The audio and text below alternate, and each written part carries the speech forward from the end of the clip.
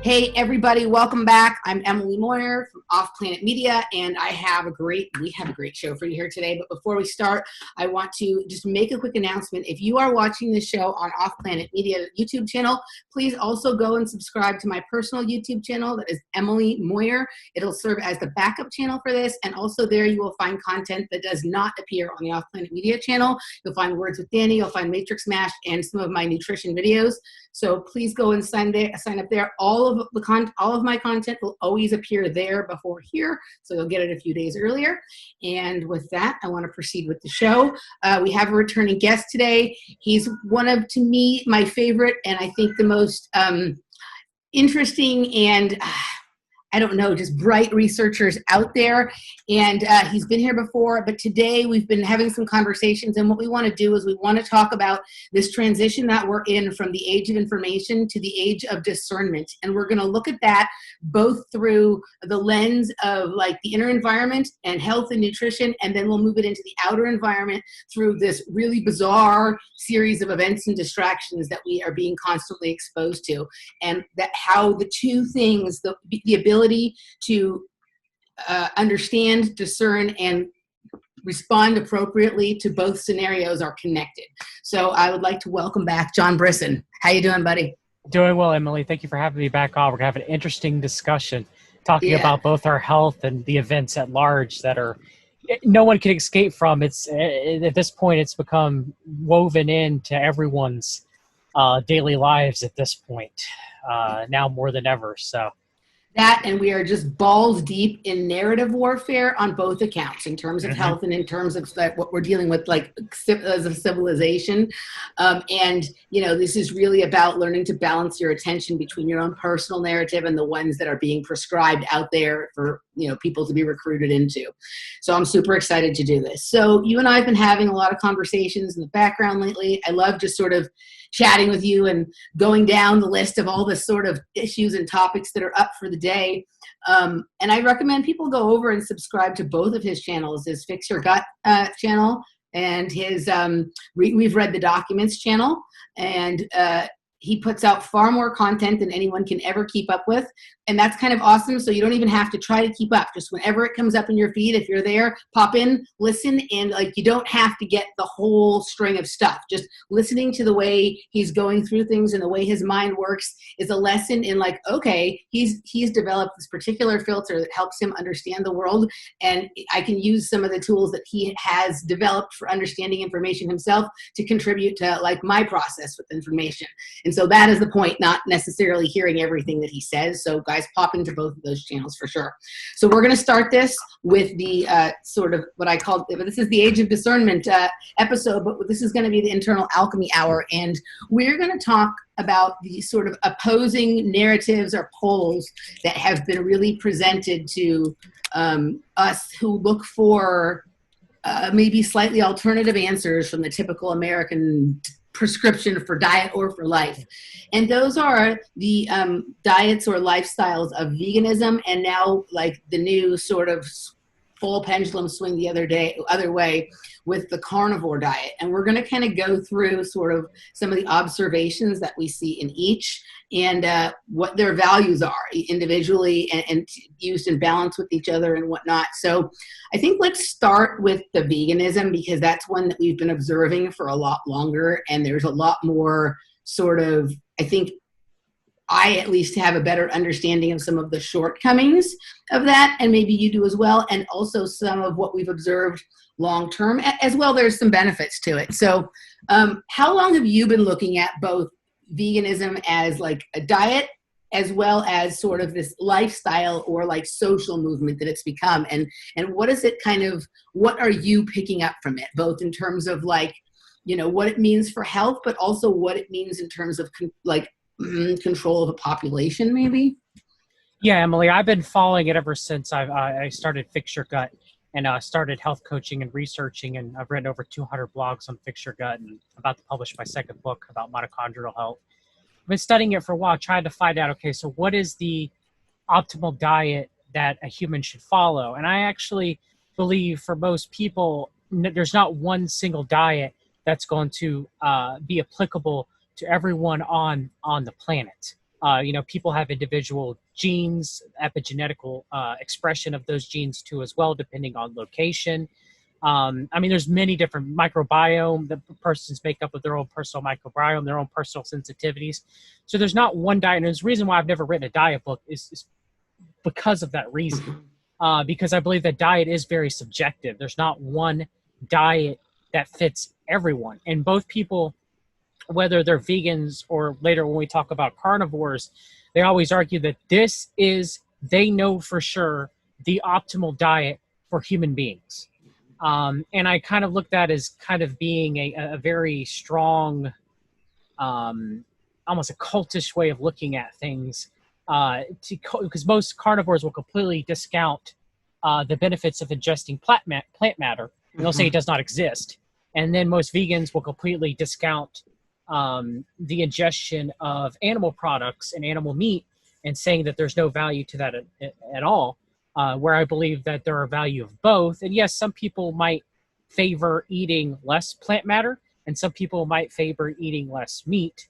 But to completely cut one or the other out of the diet completely for a long period of time, there could be some instances where carnivorism is needed for certain people if they're dealing with a lot of dysbiotic flora that causes a lot of gas production from the fermentation of plant material and prebiotics. Then they might do well going on a carnivore diet with bone broth if they could tolerate. They don't have any histamine issues because bone broth is high in histamine. So if they have histamine intolerance, it could make them worse. Also high in glutamic acid too, so they can't tolerate glutamic acid and have the GABA to kind of balance out the glutamic acid. Sometimes bone broth can cause mind racing and insomnia, both from the histamine aspect and from the increased glutamic acid. So again, it's not right for everyone. But they might go on a carnivore diet to kind of reduce that dysbiotic flora that thrives on carbohydrates, complex carbohydrates that may give them gas or bloating or constipation or diarrhea or gastrointestinal issues. And when they come off the carnivore diet or on the carnivore diet, they might feel okay. And the same could be said for veganism, where if a person has hydrogen sulfide dysbiosis and the bacteria in their gut produce hydrogen sulfide from like sulfurous plant foods that they eat, like cruciferous vegetables like broccoli, cauliflower, or Brussels sprouts, or from the protein fermentation and the ingestion of sulfurous amino acids like methionine and cysteine, like you see in meat, a person may have to go on a short-term vegan diet with hydrogen sulfide dysbiosis for a while to be able to get that microbiome under control. However, doing these diets long-term, and we'll discuss, why that may be an issue, I wouldn't recommend it. Neither one of them. And it's, so for veganism, there's been no strict vegan society that I have found. Now, people could say, well, history lies, and I understand there's some component of that. And when we talk about the age of discernment, there has to be some basis of agreement realities, or we have nothing to base anything on, period. Okay, so I understand when it comes to us being misled by history, trust me, I get that. But you can't throw completely all of it out, because once you do that, then you have nothing to base off anything on. So it's the same with health. According to what we know about health, there's been no strict vegan society that has ever existed except for modern times. Even native populations within India would still ingest eggs as a source of B12. There's no vegan source of B12 in ancient times that we are aware of. And B12 deficiency can cause major problems. Your mitochondria are not able to have enough energy. You can develop pernicious anemia, kind of like a pseudo-anemia. You can run out of energy, become breathless. So B12 serves a purpose, and that a vegan who's not you could supplement with B12 now and get vegan sources of B12, but 100 to 200 years ago, that wasn't the case. So veganism is modern, where carnivorism isn't necessarily modern. It's been practiced by many indigenous tribes like the Inuit Indians and Indian Native Americans in Alaska for many years. I mean, for centuries, because they were not able to get anything other than the ingestion of animals during the harsh winter and the Alaskan climate. So veganism, again, it's relatively modern. I know some people are going to get upset by me saying that, but if you could show me the data where I'm wrong about that, I would love to see it. But some people say, well, human beings used to eat soil and they can get B12 from the soil, but not really any data on that I can see outside of people just making anecdotal claims. Yeah. So there's a lot of history, obviously, of vegetarian society. And yes, I think of course. one of the ones we're referring to most specifically is the Hunza. I think that's in an area of India, like up in the mountains. And this is the society that is vegetarian, but does include ghee as well as goat milk products in their diet. And I do believe they do eggs. I'm not sure, but there is some component of animal fats in their diet. And a lot of people, they love to refer to like Ayurvedism and Indian diets and things when they're trying to defend veganism. But one of the most, in fact, I think the most sacred and holy food to India as a culture, not just as like in the religious aspect or the diet or health aspect, is ghee. In fact, like one of the most important like sayings from the Bhagavad Gita is to pour a little bit of ghee on the blue flame of knowledge, the blue flame of knowledge being your brain and the healthy exercise, you know what I mean? Your brain and your consciousness. And I know that there are societies in India that have, when there's been very little food around, have been able to survive in a healthy way based on the ghee consumption. And also, even though they're heavily reliant on carbohydrates and grains, they tend, or things like lentils and things like that, they consume them with a large amount of fat. They consume them with the ghee, and they would not consume them separate from that. And so I'm not quite the same kind of researcher you are. Like a lot of the work I do is much more intuition based, and so like I'll have an intuition and then I will go see if there's information that backs it up, or I will have an intuition, I will proceed from that place, and very shortly after I've had the intuition, the study will appear that says exactly the thing that I had intuited a year or two or whatever before, right? And you're more of like a super, deep diver in terms of like you've read all the documents. My intuition's still there too. I mean, if you look at it from a Jungian analytical psychology part, me being an INTP, my intuition is still pretty high, but it's not external intuition; it's internal intuition. Yeah. No, you're very intuitive, but not as much as you are, though. I can admit that there's a difference. There is a difference. It's just kind of like what we lead with, right? Like you lead with your research, and then when your intuition is telling you or yeah or whatever, whereas for me, like I have the intuition, and then it's almost like by having the intuition I made it up, and then the reality of it folds into place, or I don't know how it goes. But the other thing, so the Indian cultures that people oftentimes mistakenly refer to when they're defending or proposing as the solution to the world, the vegan diet, oftentimes they are leaving out the consumption of the animal products, and the animal products that they're leaving out of this fold right into like Weston Price's work. And the importance of like particularly like vitamin A butterfat, cholesterol from egg yolks, and things like that. And this is like, I do firmly believe that if somebody, because of their moral space, how they see the world, feels like they don't want to consume animal flesh, I feel like you can be incredibly healthy on a vegetarian diet if you're willing to put the time and effort into doing it right, to researching, to understanding. But I am really at the point where long term, I don't think it's possible to be healthy on a vegan diet. I think it's something to be used for like a cleansing phase, right? Or as like part of like a multi-stage sort of evolution of your biome or whatever, right? Like you're trying to, solve an acute problem and then get to a later overall state of a certain kind of health.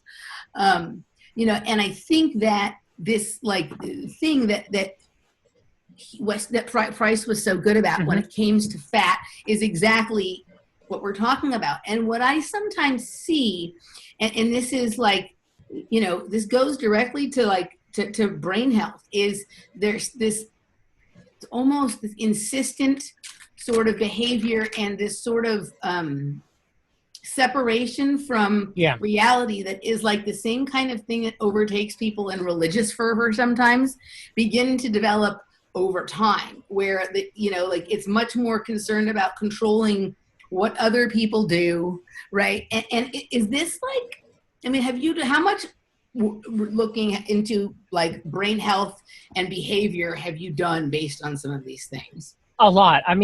So let's take I guess I'll go to that, but let's take something you mentioned. I love the work of Weston A. Price and the Weston A. Price Foundation.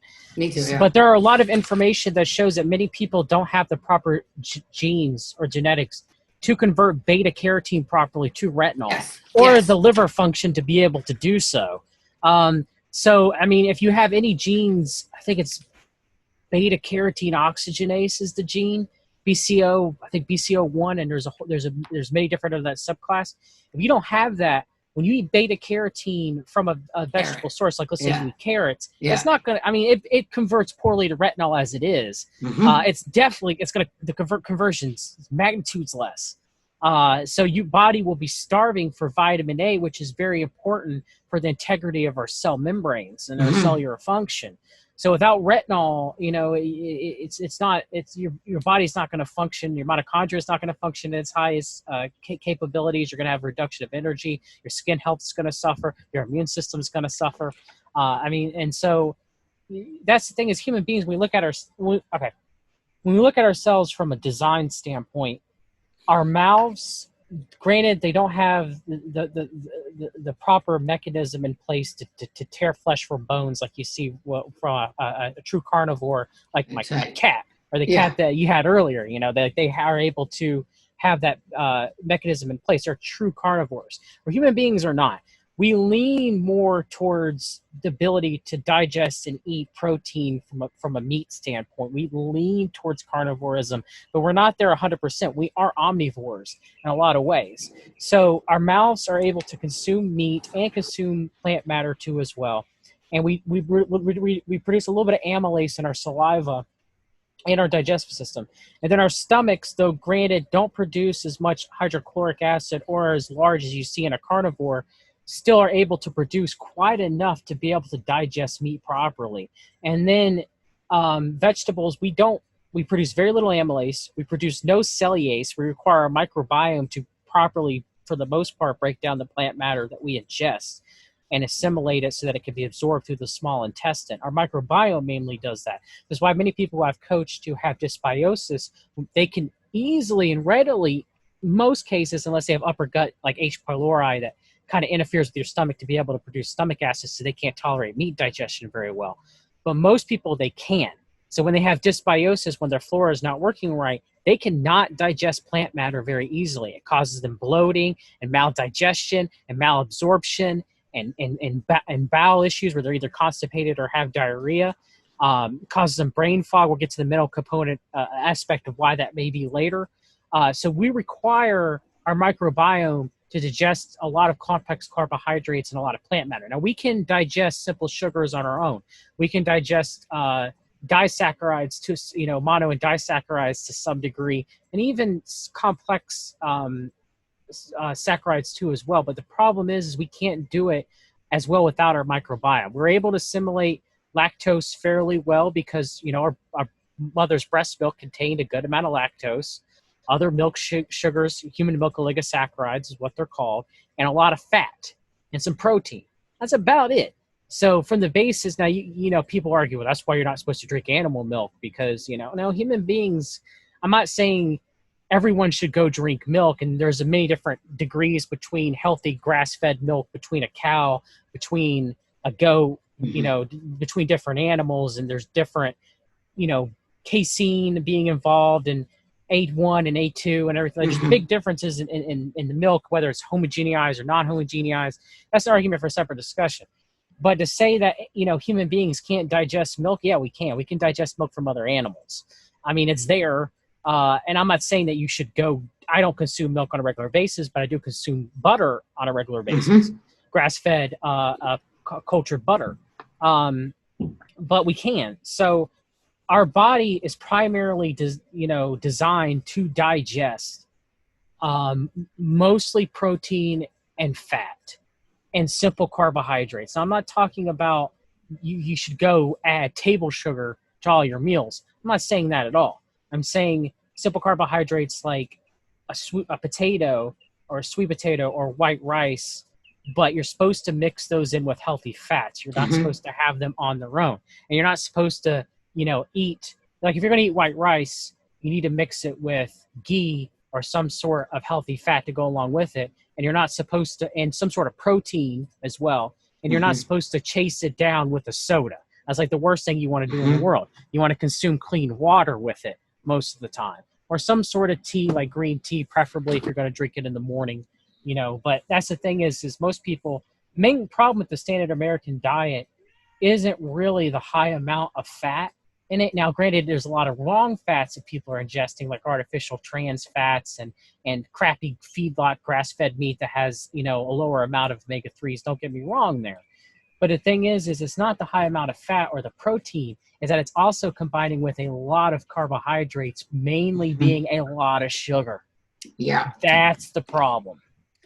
So I want to back up to something you said before, because it's been something that I've been hitting at for a while, and that was the necessity of vitamin A, beta carotene that can convert to retinol, and how it's important for cell wall integrity, cell wall membrane integrity.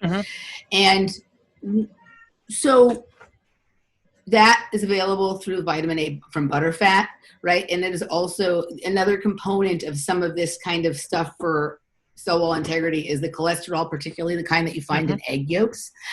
And I've come to just through observation, like I look at trends and I look at them from like the very small micro level to the macro level. But what we're in right now seems to be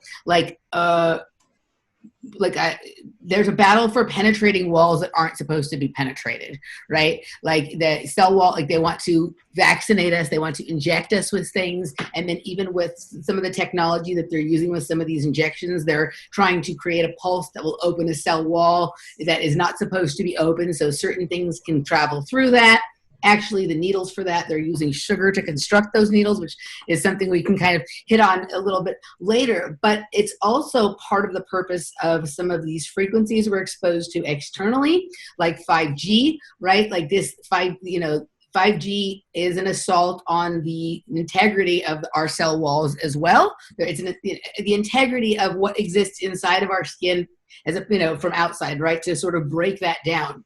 And a lot of people, this is an interesting space for me because there's a lot of people out there who are vegans, and the vegan, like this is where sort of like the sort of healthy, like left people sometimes cross over with the conspiratorial kind of thing, is in this thing about 5G, right? And there's a lot of vegans out there who are very, very concerned about 5G, but don't understand that they're like the best thing to do is with how we care for ourselves, construct the best wall of defense that we can, and then we can go right. And that's in addition to obviously it's people's right, and often important for us to say, no, we don't actually want this technology. But the fact of the matter is once we're aware that the technology exists, it's because it's already been deployed. It's already happening. It's already happened. And so this is really important. And I think that there's some like really deep research and kind of inner soul searching some people need to do about like, do I need to protect myself, right? Like with what I can do inside my body before I start going out preaching to the world about what they need to do to stop some of this stuff. And also just like, if this is your concern, like the things cross over, right? People sometimes look at everything as like separate, right? So the thing crosses over. And then the other thing is, what you're talking about, like the people eating a lot of sugar, right? When you are on a vegan diet, even if you're like doing it really clean and the best you can, the consumption of that amount and that level of carbohydrates is a lot more sugar for your body to have to deal with and to break down and whatnot. And there seems to be some connection also with breaking down our gut lining and all of this kind of stuff. Everything that comes with this sort of over carbohydrate consumption. Everything to me in terms of like, we're obviously being marketed, like the control system is marketing a plant-based diet or a carbohydrate heavy diet, right? And then they're also doing this shit where we're being exposed to frequencies and exposed to things coming into our body that don't belong. And to me, it should be obvious that that is sort of the next, that is the level of warfare, right? Like allowing things in that shouldn't be there. Right. And the defense requires this fat. And I get concerned when I see like a lot of people that will tell me how like they're having this really bad reaction to 5G, right? Which I think sometimes they they think like only they became aware of 5G, so they're having the reaction, even though it was there before. They just didn't know it, and they were fine before. So I see some of that, but they're having this bad reaction to 5G, and they're not like understanding that there's a dietary component to this, and removing sugars from your diet and increasing your healthy sorts of these fats is really like the best first line of defense. And then you can move out from there in terms of what needs to be done, you know, on a more societal level. What do you think about that?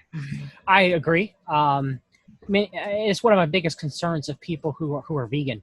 And they've been under assault under 4G. They've been under assault at 3G. Now, granted, don't get me wrong. I'm not talking about 5G it being something that's not going to cause any greater compounded effect, especially with the amount of broadcast antennas that are going to be needed in a major city like New York City, for example.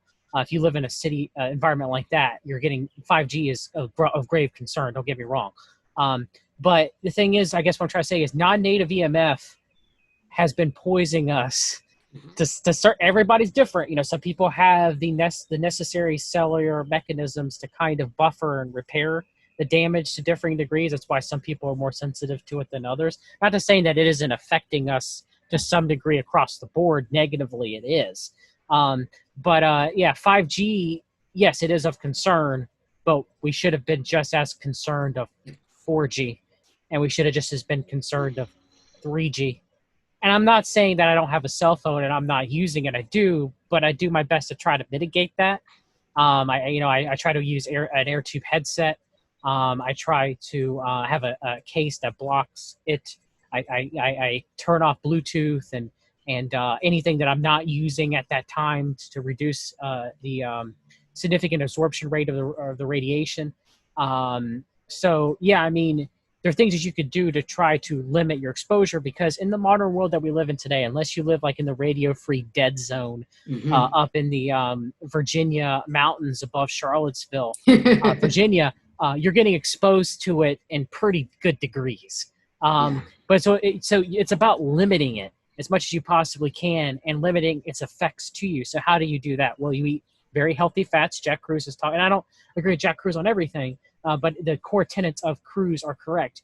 In that if a person eats a good amount of healthy fats, a good amount of healthy saturated fat, a good amount of healthy cholesterol. I'm not talking about, you buy cheap $1 eggs from the supermarket. You try to get the pastured eggs, maybe locally from someone that you can trust, where you open up the egg yolk and it's deep, rich in orange. Yeah. Okay. You don't want it to be yellow. You want that retinol that you can see it in the egg yolk in and of itself. All right. It gives it that hue, that orange hue color. Yep. And so, I mean, we can see it. It's interesting enough because vegans will be like, well, we have low cholesterol levels. Yeah, but so do people on statins. And people on statins tend to suffer dementia, especially the older they get. Now, my grandfather was a pharmacist, and he wouldn't even touch a statin past the age of 70 because he used to go to these, he'd have to keep his pharmaceutical license up, he had to go to these briefings. And yeah, a lot of them were done by the pharmaceutical companies. My grandfather would be one of the few that actually would read the drug inserts. Yeah. It's not loud anymore. Yeah. Yeah. No. That's one thing I do on Fix Your Gut is I try just to read the drug inserts, and I'm like, hey, people actually read these things. Maybe they wouldn't be taking as much of this stuff. But anyway, so, but with him, he'd read in the insert that said, well, if you're over the age of 70, statins greatly increase your risk for dementia. And my grandpa didn't know why, but he was like, yeah, I'm not going to take it after the age of 70. And he was actually better off. He lived to 94. All right. But the thing is, the reason being is because it reduces your brain's access to cholesterol. Mm-hmm. And your brain needs cholesterol. It's actually a good percentage of your brain is made of cholesterol.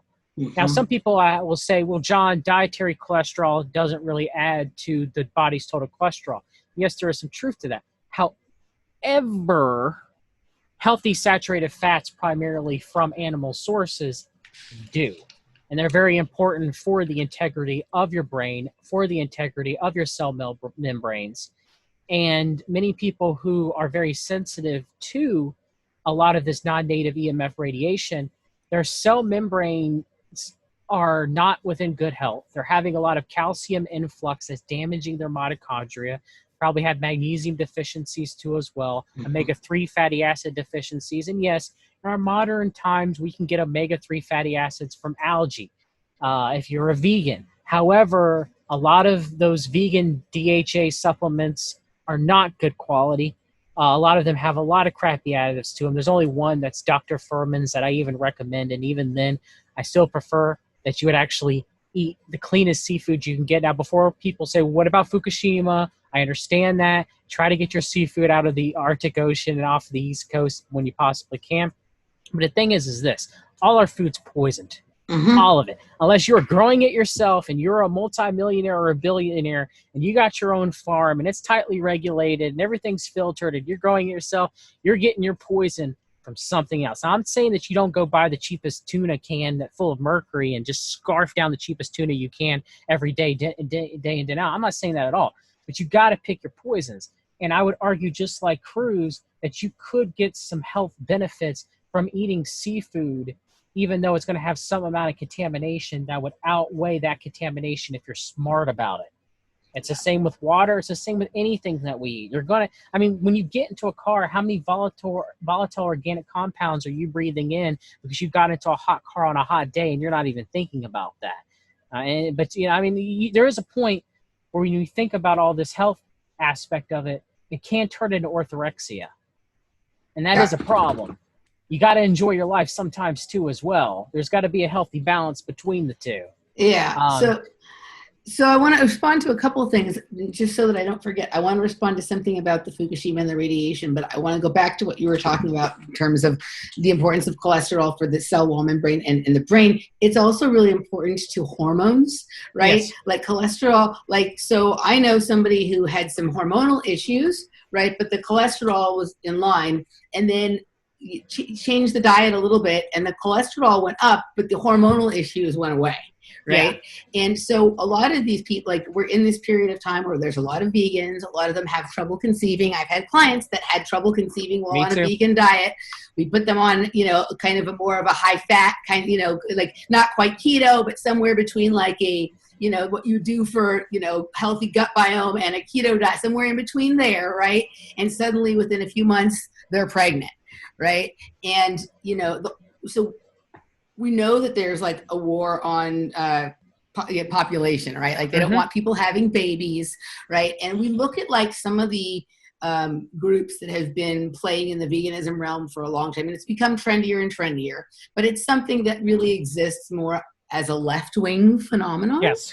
Right. Yes. And we've watched some of the behavior over time become increasingly unhinged and increasingly making no sense for their survival as a species, right? Putting everything else in front of themselves, including what we're witnessing right now, where people are just literally, it doesn't make logical sense for behavior. And I think some of this is this long-term, hormones are important. I see a lot of vegan men and I had a great guest on my show recently. His name is Rob Stewart, and he really does a great job at, he's shared his transition through healing his skin with veganism, but it damaged his overall health, and then going to carnivore to heal that, and then now starting to find a balance by doing a carnivore-based diet where he includes vegetables and vegetables and carbohydrates that he knows work for him in a cyclical pattern to sort of maintain the gains he made on carnivore. And he talks about how the change in his libido,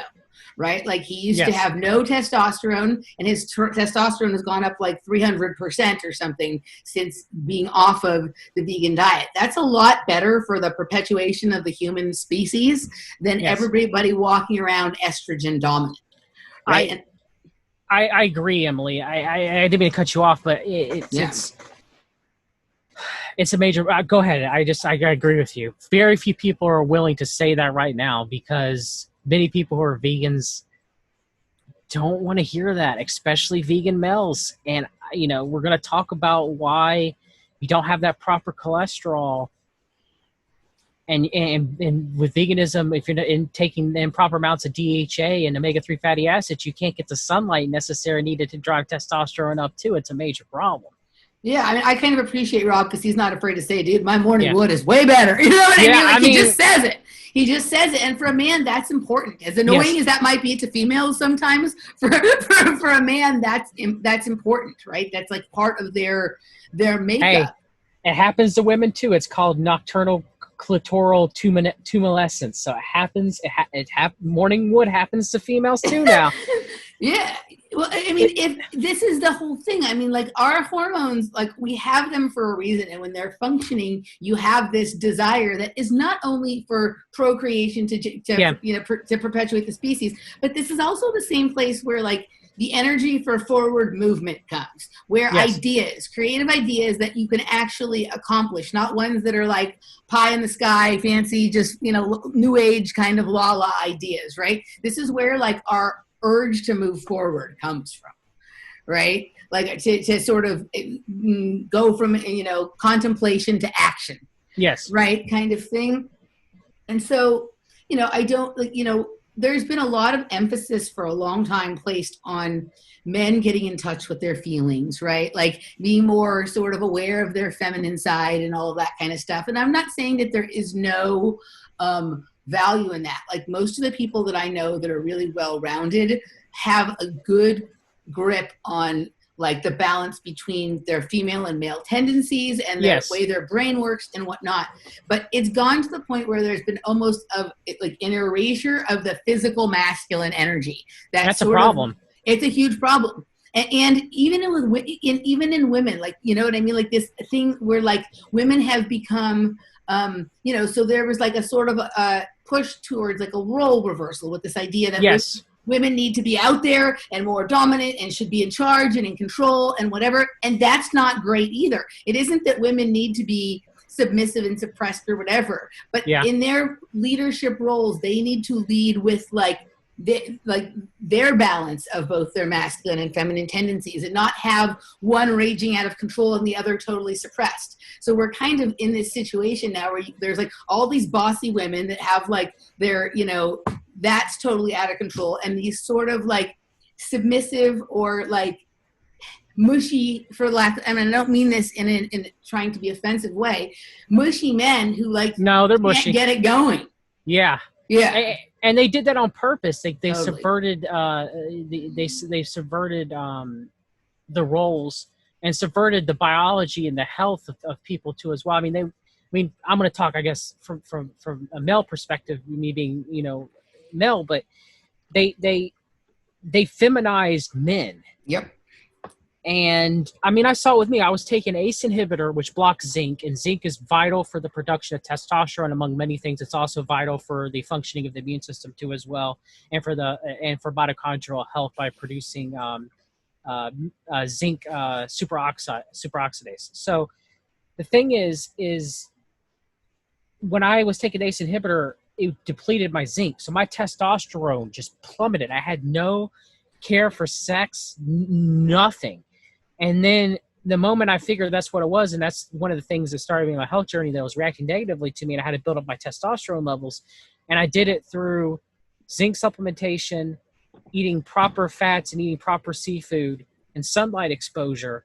And now my testosterone is higher than it's ever been. It's 650, 700 naturally. Without me doing anything else other than those things. And I'm perfectly fine in that regard. And it wasn't, so I know that drug, and they were thinking about using it for male birth control. Inhibited is a blood pressure medication though. Inhibited my zinc. And so it drew my testosterone levels to the toilet. And back then I would be over emotional. I would, and I'm not saying that a male should not be in touch with their feelings. I'm not saying that at all. Don't get me wrong. But there's a balance. There's a balance. Like I didn't care about taking charge. I didn't care about, so I guess some people talk about that masculine energy as being like the energy of pushing forward and building things and being aggressive and being, and I'm not saying that there can't be a problem if a person's testosterone is too high too as well. But the thing is we're going to get to that in a few minutes. Yes, we're going to get to that in a minute. But the thing is it does serve a purpose, Joe, just like with women being more caring and being more nurturing, and to push that. I mean, even from an anthropological standpoint, if we look at a hunter and gatherer hunter and gathering type situation, men went longer without food on the hunt. They fasted more, so testosterone kind of blunts their ability for it to affect their body more negatively. That's why men do better with fasting usually, unless they have cortisol issues. Women, that is not the case. Now, granted, there are women who are able to fast and are able to go on very low to no carbohydrate diets and be okay, and their hormones will get into sync. Not all of them, though. Just like when you have women who do veganism who go unfertile, there are women who do carnivorism also become infertile too. So a lot of that has to do, the fact with is, okay, so women for veganism is because, okay, so there's something called the pregnenolone steal, and we'll get to that more on the carnivorism side, on the other side. But so you have acetylcoenzyme A with fat and vitamin B5 produce cholesterol. And then from cholesterol, it gets turned into pregnenolone. And then from pregnenolone, it gets either turned into progesterone or it gets turned into DHEA, all right? And then from progesterone turns into cortisol, or it could be turned into estradiol. And DHEA can also turn into estradiol. And then, so progesterone can also turn into aldosterone. So your aldosterone and cortisol are your adrenal hormones, okay? And the other are your sex hormones, your estradiol, your progesterone, and your testosterone. And so with people who are vegans, they don't get enough healthy saturated fats in my opinion, to properly produce enough cholesterol. Therefore, in a lot of cases, they don't produce enough sex hormones, which would differ between male to female, depending on males, more testosterone, obviously, females, more estrogen and progesterone. Granted, females do need a little bit of testosterone, just like males need a little bit of estrogen and progesterone too as well. You need a real little bit. The testosterone functioning for women seems to be for orgasm potential. But it does serve a purpose, just like progesterone and estrogen serve a purpose in males, just in very small amounts. But in veganism, they don't have enough cholesterol for those things to be produced. In carnivorism, it's almost the exact opposite, where most people in carnivorism, their thyroid function tanks. And in doing so, their need for cortisol shoots through the roof. So you have something called the pregnenolone steal, where instead of your pregnenolone going to produce sex hormones that are needed by the body, they go instead to make cortisol and aldosterone, because a person technically puts themselves in adrenal fatigue. Now, this does not always happen. Everything is not universal in that regard. However, I've coached many people where it has. And you'll see it with women. There are many women who run marathons who, no matter how much they train and exercise and how much they diet, they can't lose weight because their cortisol levels are jacked from running the marathons and putting their body through so much physical overexertion that they don't have the testosterone to balance that out, where men kind of have a buffer with testosterone to help with that. And so there's many differences between both male and female. There's many differences on just an individual level of what a person can tolerate and what a person can't tolerate. And that's when I guess one of the biggest discussions that, you and I have had, Emily, is that everybody gets dogmatic. They're like, okay, so this worked for me, so therefore this has to work for everyone. And this worked for me at this time, so it's going to work for me forever. And that doesn't happen always either. Yeah, so we're going to transition into that in just a second through the lens of the carnivore diet here. But real quickly, I want to address what you said about radiation and Fukushima and seafood, right? Yes. So I agree with you. Like, unless you live like in Alaska or like in a fishing town, most people do not have seafood as the main staple of their diet. So the chances of them really overdoing it, as long as they're eating good quality seafood, the chances of them really overdoing it on any of these mercury or radiation things that may be in are probably slim to none. Yes. Most people who include seafood as part of a healthy diet usually is between 1 and 3 times a week, depending on what other proteins you're eating. If you're a pescatarian, maybe more like 3 times a week. If you're eating other meats, then usually like I like to have seafood once or twice a week. I have about twice a week, give or take. But we have this whole thing, and just like everything else that we're dealing with, and we're going to talk about some of this stuff in the second hour, like we're looking at a landscape in front of us in terms of the external world where things are both real and not real, right? Yes. So like people, like either Fukushima was a total hoax and didn't happen, or is the end of the world and that's going to be the end of everything, right? Like Yep. I know been following somebody for years and years who's the basis of every problem we have in the world is the Fukushima disaster, and that caused COVID-19 and that did whatever. Like that makes no sense at all. But we do need to be aware that that is a thing. However, humans are incredibly adaptable, and as we've seen in terms of like a lot of the the area around like Chernobyl and areas in the former Soviet Union that have been exposed to high radiation, they seem to adapt. Obviously there were some health issues almost immediately, but Yes. there also were groups like sort of indigenous groups and groups in certain areas that almost seemed to thrive on the radiation. Like there's been some reports of some of that kind of thing. So like the humans have this ability to adapt. My friend Sonia Barrett talks about this a lot. Like whatever is going on with the 5G, like sure, it can be, difficult as your body adapts and things like that. But eventually humanity overcomes these things and incorporates a new skill that they obtain as part of the overcoming and adapting to it. And so like if the Fukushima, going on the idea that there was some truth to the Fukushima thing, this radiation is going to be with us for a long period of time on Earth.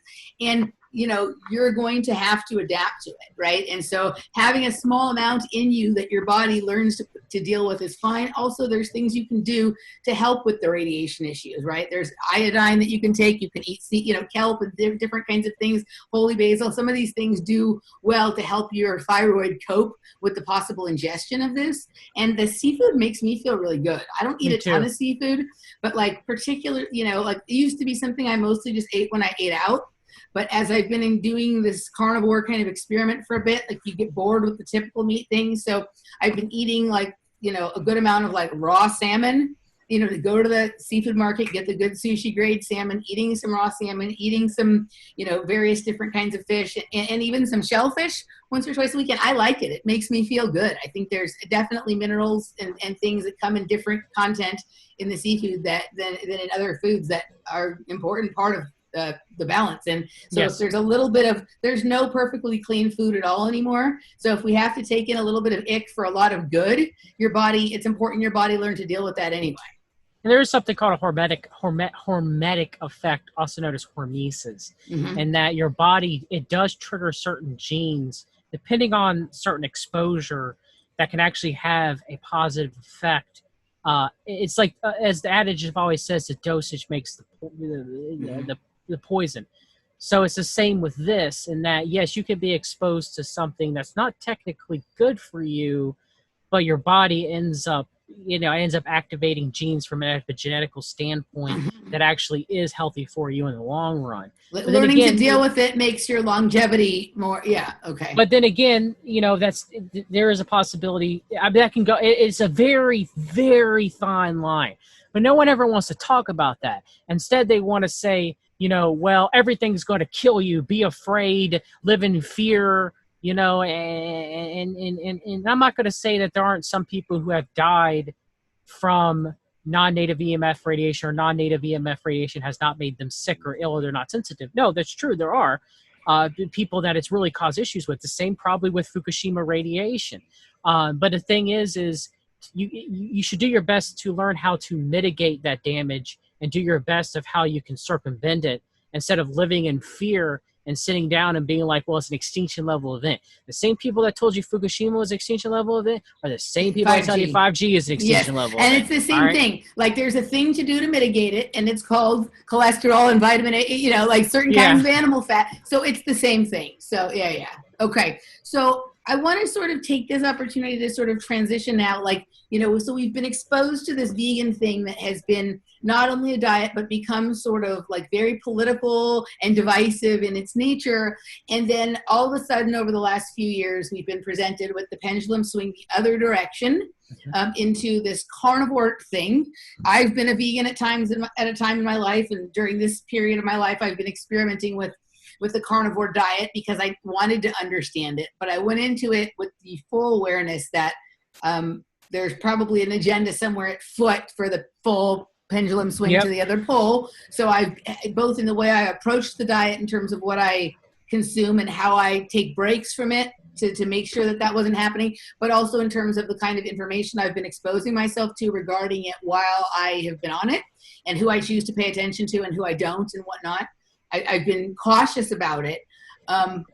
But one of the things that's most interesting is there does seem to be like a divide among like along ideological, political, and even like belief in whether something exists or doesn't exist, that this that these diets tend to like people are grouped, like right now I'm seeing a lot more sane behavior from people on the carnivore side, but I'm also cautious about that, right? Like I know that there's always like I think the saying goes in, when a person discovers that they've been lied to and they discover a new truth, that new truth becomes the foundation for the next lie they're about to be told, right? Or whatever. It's kind of something like that. So I've been very aware of that. And so, let's get into talking about that. Some of the things we've seen on the flip side with the carnivore diet, both in terms of how it affects, like the inner health, but also what we're watching with some of the other kinds of rabid behavior out to the other side, right? Like the over testosterone,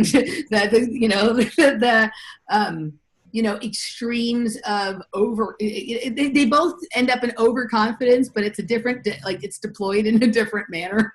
Yeah, it's like with the carnivorism, it's more like in your face, like and you and I have discussed this at length. I mean, I guess I should say I myself follow the Perfect Health Diet. I hate the name, but I love Paul Jaminet's work, and it's kind of like a mid-range diet where you're eating primarily meat and healthy fat, but you're also eating vegetables and a good amount of starchy plant matter to feed the microbiome, and you're reducing sugar. And I've gone from 290 down to 185 doing that. As long as I don't add the sugar back in, I continue to lose weight. The moment I add that sugar back in, and you've done excellent shows, sugar is addicting. The microbes in your microbiome love the sugar so very much. They start producing neurotransmitters. Now, granted, a lot of those neurotransmitters, you probably have heard the adage, well, 80 to 90% of your body serotonin is produced in your gut. Well, yeah, it's produced by the microbes in your gut, and it's produced by the enterochromaffin cells that line your gut too as well. The majority of that serotonin is used for motility as a muscle contractor. It doesn't cross the blood-brain barrier. And also the dopamine that your bacteria produce, it doesn't cross the blood-brain barrier either. Now, 5-HTP and L-DOPA can cross the blood-brain barrier, but those components do not. However, they do have an effect on the central nervous system, part that's outside of your brain, your spinal column, your vagus nerve structure, and that in and of itself can drive certain behaviors or influence your brain too as well, especially with the controlling of the vagus nerve, which controls with your brain a lot of your autonomic nervous system, the activation of your sympathetic and parasympathetic nervous responses, and which can trigger behavior too as well. So when you're eating that sugar, it kind of, and you've taught, and the work you've done, Emily, I can't thank you enough for it. Because when you try to tell people this, they don't want to, because sugar is one of the most addicting things. I'm talking about refined sugar. I'm not talking about, sugar that is in fructose that's in blueberries. All right? I'm not talking now. If you eat high fructose corn syrup, on the other hand, then yeah, but then it's got a mixture of usually a mixture of sucrose in it too as well. But the thing is when you eat that sugar, there's two effects. One is your body's own effect to the sugar in and of itself, and the spike in blood glucose and the positive dopamine hit that you get from that, and the microbiome effect of it too. Well, it is literally addicting, and almost one of the most addicting substances that you could put in your body. All right, and so it does drive an effect on you. So that's one thing that the carnivore diet has over veganism. And I will say veganism, most cases, is healthier than a standard American diet. That's why people feel better when they go vegan initially, because it's better than scarfing down, a McDonald's Big Mac with fries. And I haven't eaten McDonald's in over 10 years. Granted, I have celiac disease and I can't eat from there, but nor would I anyway. But when you're drinking, eating a Big Mac, French fries, and slurping down a large Coke, that's a huge amount of fat, a huge amount of salt, a huge amount of protein, and a huge amount of carbohydrates, mainly simple carbohydrates. So your body's going to become addicted to that. It's horrible for you. All the chemicals, blood sugar spiking up, everything.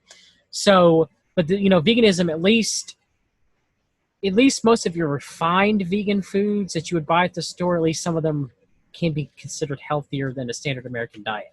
Not always, but yeah, most of the time, yes. Most of the time. I'm generalizing here. But when you move on to like a vegan who knows what they're doing, yes, a vegan who knows what they're doing. Now, granted, I don't think it's for optimal health, just like carnivorism. I do think, again, it's better than the standard American diet by far. Yep. All right. So it's the same with carnivorism in that, okay, so there's degrees of carnivorism too as well. There's raw carnivorism, which I think is insanity in my opinion. And then you have standard carnivorism, and then you have carnivorism that's modified that allows maybe a cheat day or very amounts of low carbohydrates, or maybe carnivorism that allows certain plants, like you can modify it. As long as you're avoiding, a large amount of plant matter intake and a large amount of, if any at all, sugar intake. Right. Okay. So there's many different, just like with veganism, you have raw veganism. You have you're not eating any tubers or anything like that. Like there's degrees of veganism, there's degrees of carnivorism. But again, with carnivorism, you're not eating any refined sugar, where most vegans, to some degree, are. And so that's why many carnivores feel great going on it, is because they cut the sugar out. Now, granted, they might have to detox for that, and that can take anywhere from a few weeks to a month. But once they do and that microbiome shifts, they generally feel pretty good. They have less brain fog, their sleep is better, they have more mental clarity, as long as their adrenal glands can handle it, because there is such thing, is the dietary carbohydrate needed? And the answer to that question is likely yes, but not in the standard 450 amounts that a person takes in on a daily basis on the standard American diet. It's probably 100 grams or less, and it's probably it ebbs and flows depending on the time of year, depending on your exposure to sunlight. And everybody is different, the amount of ratios of carbohydrates. So, but yeah, I mean, there are positives to the effect a carnivore diet has. You cut the sugar out, you think more consciously about your health. Most people that also switch to carnivorism, like veganism, try to also think healthier of their sourcing of food. They don't try to eat Cargill meat from Walmart and eat regular crappy dollar carton of eggs. If you're doing carnivorism like that, you're doing it wrong. Yeah. All right. Now, granted, is it healthier than the standard American diet? I don't know. That Cargill meat that's got some pink slime in it, but I mean, maybe. But still, so you are getting a lot of healthy fats, a lot of healthy saturated fat, a lot of conjugated linoleic acid, a lot of good healthy cholesterol, especially if you're eating grass-fed, organic, pastured meats, egg yolks, a lot of good nutrients, a lot of retinol, a lot of because I mean that's one thing is vegans like to discount that meat has a lot of nutrients. It has a lot of potassium, it has a lot of minerals, it has a lot of vitamins. Yep. It has a lot of nutrients. So do plants. Now, granted, however, some of those nutrients in plants are bounded up in phytic acid. Yeah. And human beings can't break down phytic acid. Now, granted, microbes in your gut may be able to, and if your gut is healthy, you may be able to break down and assimilate minerals from plant foods better. But again, most people don't have healthy guts, so it's rendered useless. So that's why a lot of people, when they eat more animal products, they start feeling better because the nutrients that they thought that they were getting from plants, they weren't getting them from plants. They were nutrient starved and deficient. Yeah. So. The other thing with meat is that it's dense, like the nutrient dense. Whereas with the vegetables, you're eating a lot of bulk and you're losing a lot of it in fibers, creating a lot of gas, a lot of poop, a lot of other stuff for a small amount of uptake of it. So here I want to tell you a little bit about what my experience has been on the carnivore diet and sort of some of my takeaway from it, and then maybe kind of get your sort of feedback on it, and then move into what I think the play might be here with the carnivore kind of situation, right? Okay, so I got healthy on like a diet, just by a candida kind of diet, right? That is very similar to a lot of the recommendations you make for your clients with H. pylori. It was very similar. So I got like very healthy on that, and then started branching out into like paleo for a bit, and it didn't really work very well for me. Got into keto and had tremendous results. And for me, I'm looking for athletic performance as well as aesthetics in addition to just feeling good, right? Yes. So I had tremendous success with keto, like to a point where you're just like, I was just high on my own body supply. You know what I mean? Like I felt good. I was able to really increase the distance that I could run, the amount of strength exercise. My body returned to like what it was the later years of my gymnastics. Yes. Right. And I felt great. I felt amazing. And then I hurt my back. And like I couldn't run, and I couldn't. Some days I could, sometimes I could, sometimes I couldn't. I went through a phase where I could almost not exercise at all, and my body tolerated it for a long time. I'd say it was about 6 months before I started seeing like a lot of changes in my body. But once my body wasn't handling the keto diet and that I was eating anymore, and also I had some life changes and I was doing maybe some more eating out, some more cheat days. I've always included cheat days because I'm a foodie. I like cocktails, I like socializing. So for me, like the enjoyment of those things is part of a healthy life for me. The 90-10% balance, as they say, 90% your diet should be clean, 10% whatever you want. I'd say that like I try and stick to that. Like if I, sometimes it's between the 90-10 and the 80-20, depending on how much exercise you do. And right? also one last thing too is if it's a special, like let's say you're on vacation or it's a special event with your family, if you can tolerate the food and it doesn't cause you much ill or sickness, just doing that effect is more important than sticking regimentally thinking that you're going to extend your life by sticking to a specific diet and eating the same foods day in, day out. I'm not saying, like if you have celiac disease, of course, don't eat gluten. I'm not saying that at all. But I'm saying for most people, don't want it to turn into orthorexia.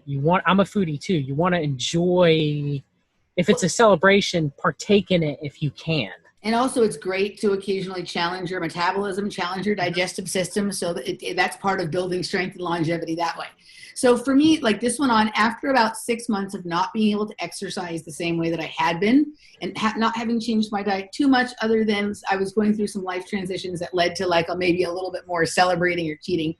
It started to catch up with my body. And at the same time, I was having the situation with my back that's been ongoing. It still isn't 100% better. It's significantly better. And I just got to a place where like all the things that I had been doing weren't working for me anymore. Yeah. And somehow I was starting to crave a lot of the sweets and treats and things that I used to eat before I cleaned up my diet again. And it was like becoming like a mental obsession. Like, I just want a treat. And then it was like all this kind of crazy shit. So for me, like people had started asking me about the carnivore diet. There had been more and more interesting media sort of around it. And intuitively, I came to the place where I'm like, I think this for me right now may be the solution to the situation that I'm in. And I think I need to know about it because I know about all the other diets from personal experience. Like things are lining up. And it hasn't just so happened. 1 week after I started it, we went on lockdown, which actually made the lockdown, it helped me during that period of time because I couldn't go out to eat the way I used to. I couldn't do all the things I was normally doing. And so just having it be obvious what I was going to eat made it sort of simpler. So I went on the carnivore diet and I immediately said, I'm going to try this for a month. I'm going to have a cheat meal once a week. You know what I mean? And that's what I'm going to do. I'm going to do it for a month and then see. And then after a month, I felt good. So it kept going. I'm now into the 4th month, but I have a couple of times when traveling or when there's been like a family or a friend celebration, I've maybe done, like the whole weekend is a little bit more flexible or a secondary cheat meal or something. And then in the last couple of weeks, like I'm in the 4th month now and I'm starting to feel like, okay, like I'm going to have this one vegetable at a time, maybe, but with my meat meal, so I can see if this one works for me or not. Because I know my digestion is great when I'm just on meat, and here I'm going to add this and see. Like I had a good experience with some kinds of lettuces, a bad experience with cucumbers, and I'm starting to see this will work for me going forward. This will not. But in general, I feel like the thing that this has helped me with is the carnivore diet literally takes away all of the sugar cravings. Yes. Because even when you're on like keto or paleo or whatever, that pinprick of some carbohydrates just starts the desire for more going, right? And if you have an issue with sugar or carbohydrate addiction, which I have struggled with on and off my whole life, removal of any pinprick, right? It's like, when you have a little itch, if you scratch once, you're fucked. You're going to be scratching all day long. It's that kind of thing. So it's helped me to really like eliminate the sloppiness in terms of like I had a little bit of carbs. Well, maybe I'll just have another cracker. Well, maybe a chip. Well, maybe a keto cake in a cup or a whatever, kind of thing. And so that's been really powerful for me to not have all those extraneous extras. And it has done a couple of things. I think it's helped me recover my body to a place that I was more comfortable with. And it also, like, because I'm in this situation where I have to manage a back injury, like if I have a day where I can't exercise or a few days where I can't exercise, I'm okay with it because I'm not continuing to intake carbohydrates that seem to lead to this out of control eating for me or whatever. So it's allowed me to listen to my injury better without feel like concerned that it's going to affect the aesthetics of my body as much, right? So it's been good for me in that way. And I've also recognized that I have better control over my emotions, right? And I'm more like, I don't feel tired. I'm more motivated and all of that kind of stuff. The flip side of that is that sometimes like I'm just not tired at all. Like it's like 11 o'clock, 12 o'clock. It's time to go to bed and I'm not tired. Sometimes I'm waking up 2, 3, 4 times during the night to go to the bathroom. Right. That kind of thing. Incredible dry mouth during the night sometimes.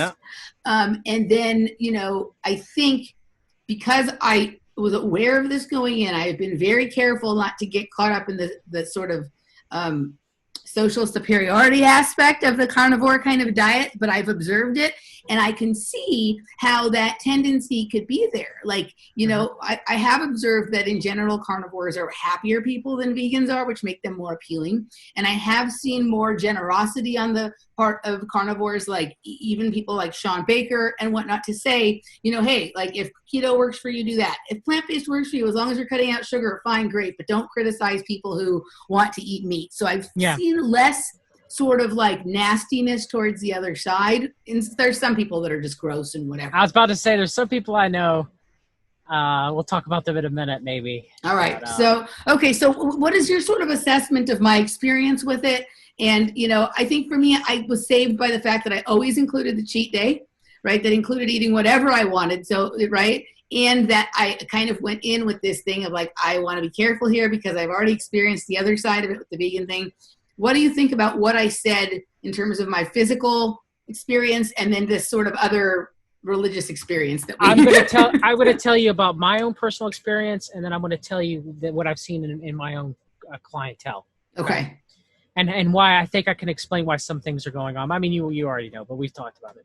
But okay, so for me, myself personally, as long as I stay under 100 grams of carbohydrates a day, I don't get those cravings for sugar. As long as I completely cut sugar out, completely no added sugar, and stick to 100 grams of carbohydrates a day, I'm fine. My body seems to be okay with it. The moment I start introducing sugar back in any form that's added, any form at all, my body immediately, it starts a cycle. And that happened. I've gained 10 pounds since the beginning of this year because my grandfather passed away, and then the stress of everything else too. Now, around Lent, for God, even though I'm not Catholic, I still give up something every year to show reverence to God. So usually during that time period, and I try to build on what I give up because I had a friend who was Catholic who used to do that growing up.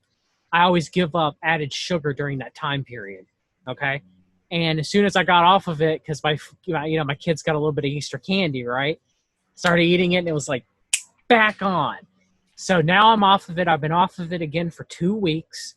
I had to go through that withdrawal period when you're withdrawing off of sugar, and you start getting irritable and moody and angry and more emotional because you're withdrawing. You're like withdrawing like you would. Your sleep's disrupted.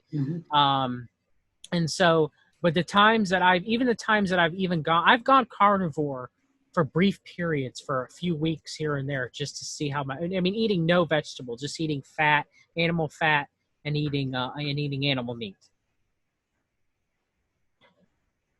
My body's more sensitive than yours. And it could be from a genetic or epigenetic level where when you're talking about, okay, so yes, I get the motivation aspect. I get better mental clarity. I get more energy.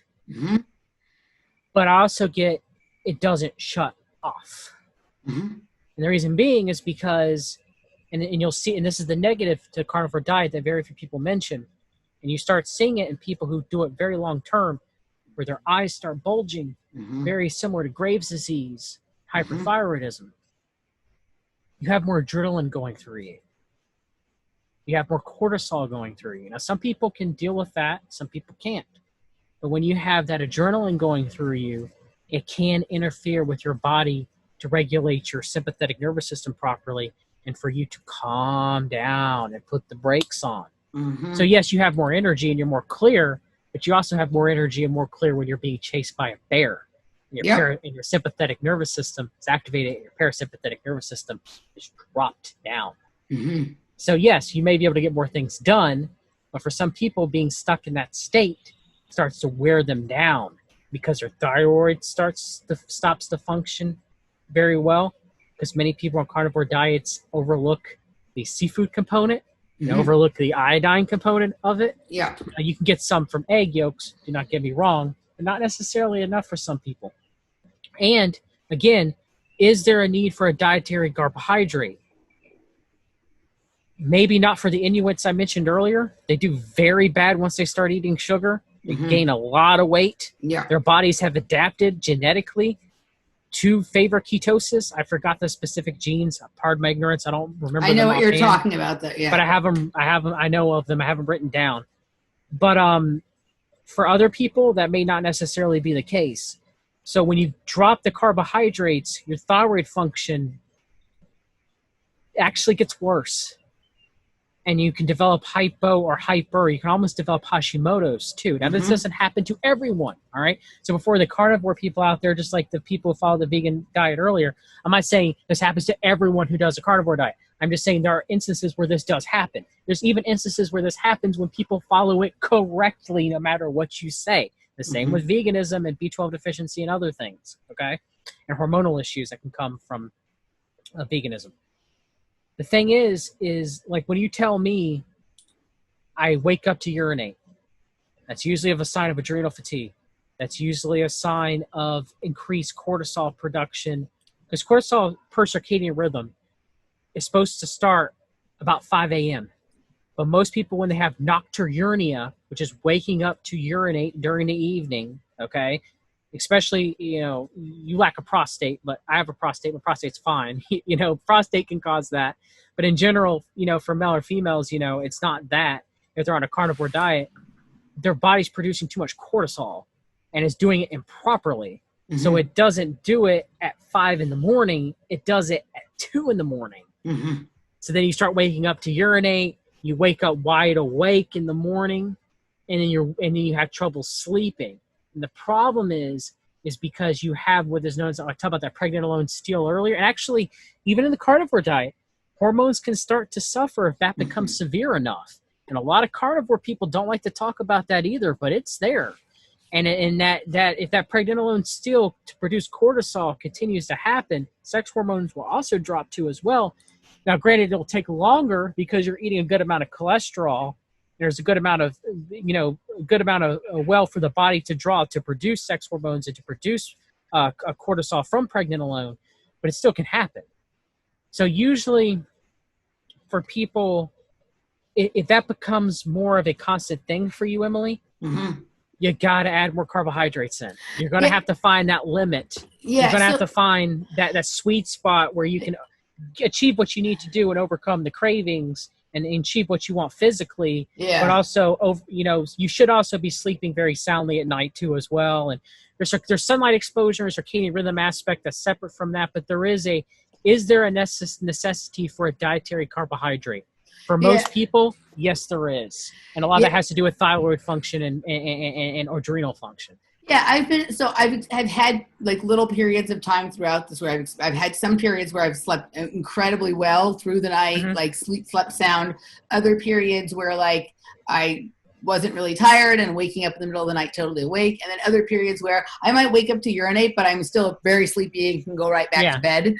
So I've been monitoring that and watching that. And I'm starting to kind of incorporate, like I'm feeling not the need now to be as strict as I was for the first period of time and to start to experiment without like, feeling religious about it. But yeah, I've been very like closely monitoring that for me. I think the other thing for me is two things. I have an incredibly high energy level. Even when I'm at my least energy, it's still far more than most people's energy in general.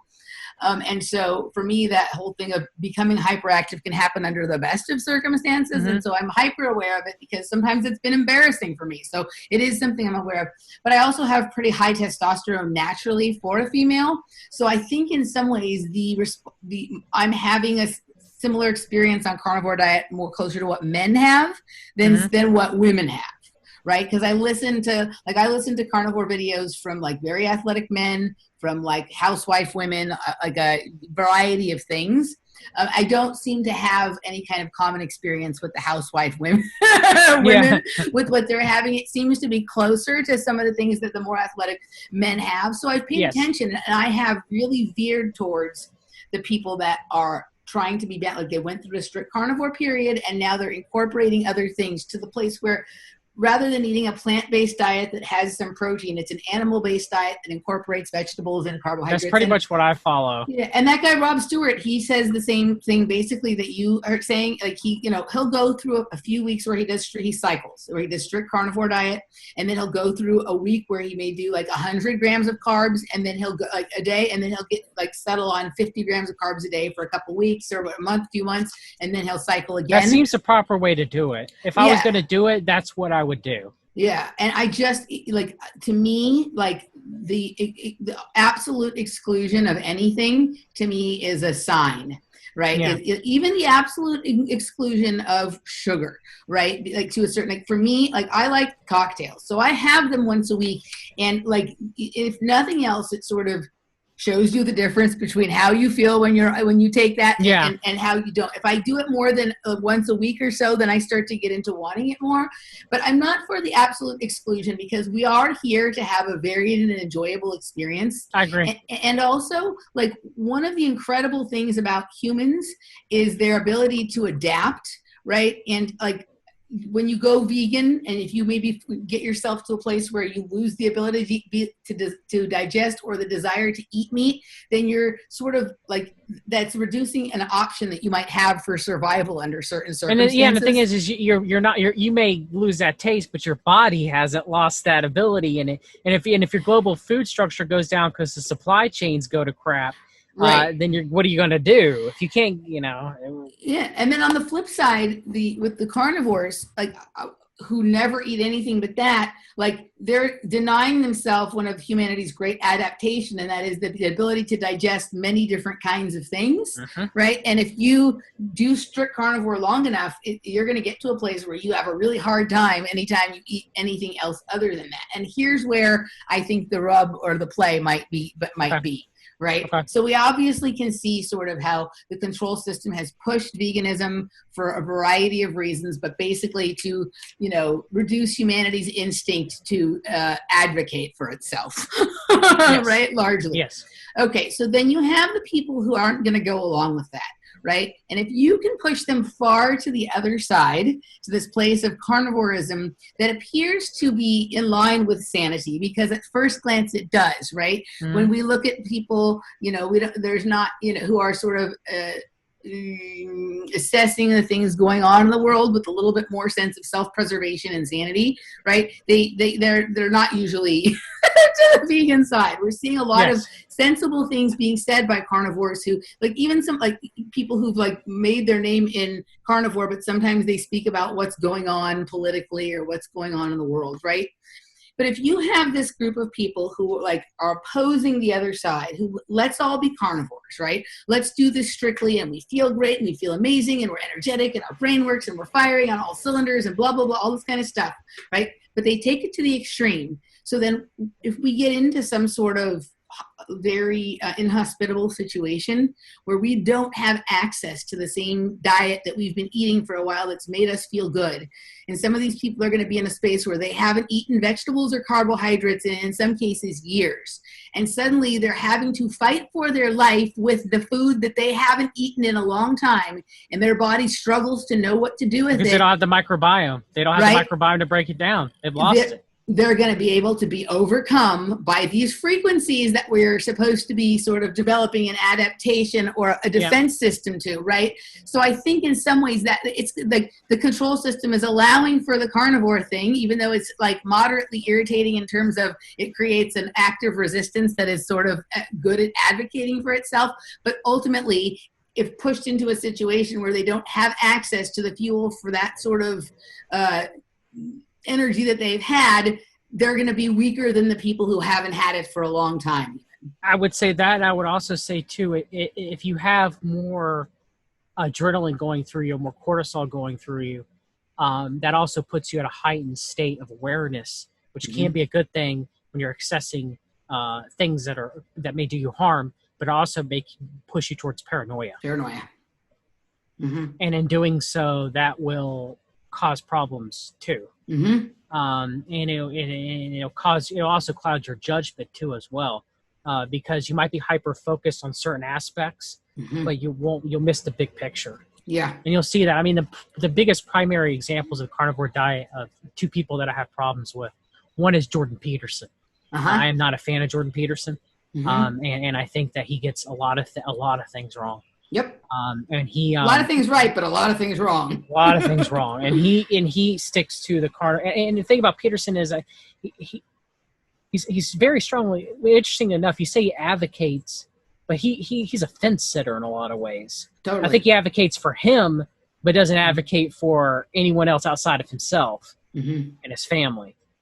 And I think there's a fine balance between that. There's a fine balance between advocating for yourself and your family and in your history and your community, and advocating for everyone as humanity as a goal. You know, most people are either one or the other. There's very few people that kind of try to balance everything together in this polarized world that we live in when we get to discernment. And two would be someone who has a cult, and that'd be Jay Dyer.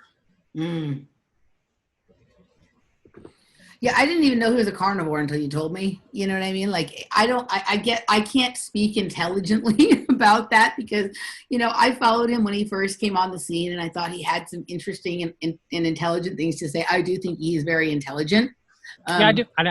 No one's questioning that. Yeah, I think he's very intelligent, and he had some really interesting stuff. But, and this goes, you know, I don't want to turn this into like calling out a bunch of people, so I don't even feel the name to name names. But this goes to like an overall, sometimes like arrogance that's developed with certain people who have a certain kind of following, and like where suddenly they just think that they're smarter than everyone in the world. And, you know, like I think I'm reasonably intelligent, and you are as well. And we're kind of observating here from our experience and observation. And also, if information comes along that lets me know that I'm wrong, I'm happy to say that I'm wrong, and sort of absorb that experience and use that as I broaden my overall view of the world and whatnot. So like I just at a certain point stopped paying attention to him. I didn't know he was carnivore. I wasn't aware of that. But he does, it's funny because he criticizes Jordan Peterson a lot, and it was like wanting to debate him and sure that he'd beat him, and sure that Jordan Peterson just wasn't debating him because he was afraid he'd be beat. And I'm pretty sure that's not true. I'm pretty sure Jordan Peterson has no awareness of Jay Dyer. No. I'm pretty sure. But in some ways they're kind of similar. Yeah. Right? They are. And Jay won't debate me either, funny enough. So he won't publicly debate me. I have to go to his Discord group and we have a discussion or whatever, and then he finds out that I'm friends with other people. He wanted me to name names of people I'm friends with, and I was like, who are you talking about, Jay? And then Jay banned me from his Discord immediately. Now runs around and calls me a Fed when no one in my family has ever served any government organization, including myself. And my grandfather was the last Brisson that served in the military, and that's because he was drafted into World War II, and said no Brisson after him will serve in the military because he hated it. Yeah. So you see that with that Jay with that hyper, you know. Well, it's that paranoia. So it goes to what we were talking. So both Jordan, I can't speak to Jay's, but it sounds like that's from your experience. But Jordan Peterson displays a lot of paranoia, right? He as well, and so that, you know, that goes to that same kind of quality that you were talking about from long-term carnivorism, right? Yeah. So it is kind of interesting. All right, so let's take a break, and then we'll move into the second hour, and we'll get to the sort of outer strange mosaic of the age of discernment here. Before we go, because this is the public hour, tell people where they can find you. You guys can find me at fixyourgut.com, Fix Your Gut on YouTube. We've read the documents on YouTube, and we've_read on Twitter. All right, awesome. We're going to move into the second hour. We'll see you guys in just a minute. If you'd like to get the full experience here, join us at patreon.com/offplanetmedia. We will see you on the other side. All righty.